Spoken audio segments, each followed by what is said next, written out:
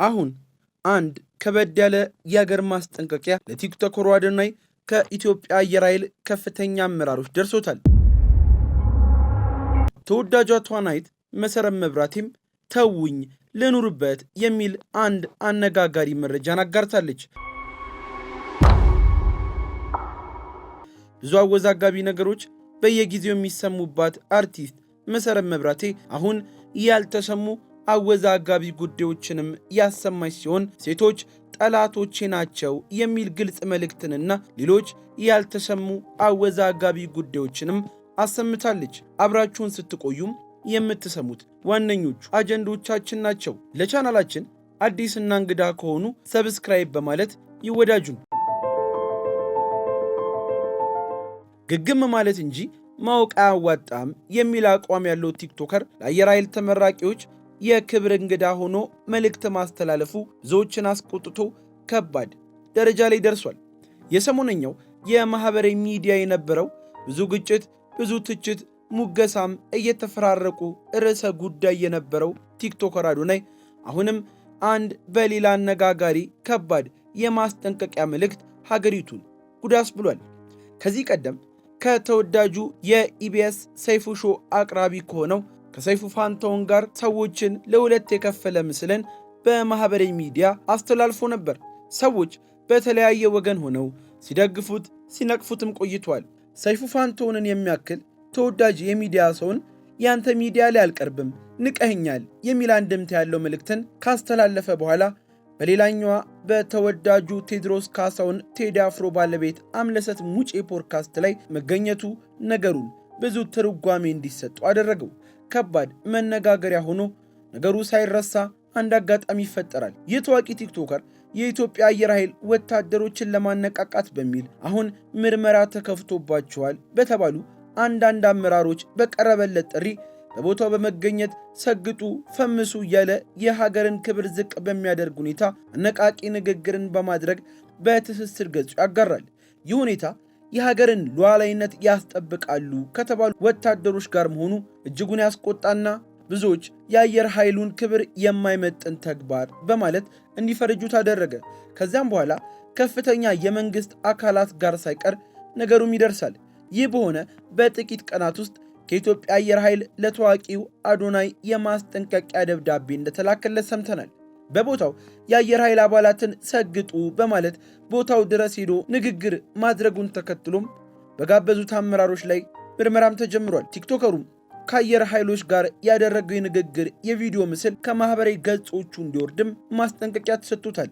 ይህ ብዙዎች ትክክለኛ ውሳኔ እንደሆነ የመሰከሩለት ሲሆን በተለይ ሀገርን የሚያክል መከላከያና የአየር ኃይል እንዲህ ባለው ሁኔታ ስሙ ሊነሳ እንደማይገባ ብዙዎች ሐሳቦቻቸውን እያስቀመጡ ይገኛሉ። በሌላው መረጃችን ደግሞ ተወዳጇ ተዋናይት መሰረት መብራቴ ከሰሞኑ አንድ ጽሑፍን አጋርታ ብዙዎችን እያነጋገረች ትገኛለች። ሴትነቴ ላይ ጥላ ያጠሉት ከመድረስ ሊያግዱኝ የሚሞክሩት መንገዴን የሚዘጉ የሚያጥላሉኝና የሚያጠለሹኝ ራሳቸው ሴቶች መሆናቸው አሳዝኖኛል ስትልም መሰማቷ ምን ተፈጥሮ ይሆን የሚል ጥያቄ እንዲነሳ አድርጓል። ሴትነት በሚለው ጽሑፏ ላይ እንዳጋራችው ከሆነ ነፍስ አውቄ ራሴን በትወና ሙያ ካገኘሁበት ጊዜ ጀምሮ ያሳለፍኩት የህይወት ጉዞ እጅግ በፈተና የተሞላ ነበር ትላለች። ብቅ ባልኩ ቁጥር ከስራዬ ይልቅ አካላዊ ማንነቴ ላይ ብቻ በማተኮር ያለኝ እምቅ ኃይልን በጎ አገልግሎት፣ የሥራ፣ የትምህርት ስኬቴ እንዲሸፈን በማድረግ ለፍላጎቶቻቸው ተገዢ ባለመሆኔ እንደ አፈንጋጭ እንደ ትዕቢተኛ ተቆጥሬ የሥራ በሮችን በመዝጋት ስሜን በማጠልሸት ስነ ልቦኔንም በመጉዳት ከመድረኩ ገለል እንድል ብዙ ሴሮች ተሰርተውብኛል ትላለች።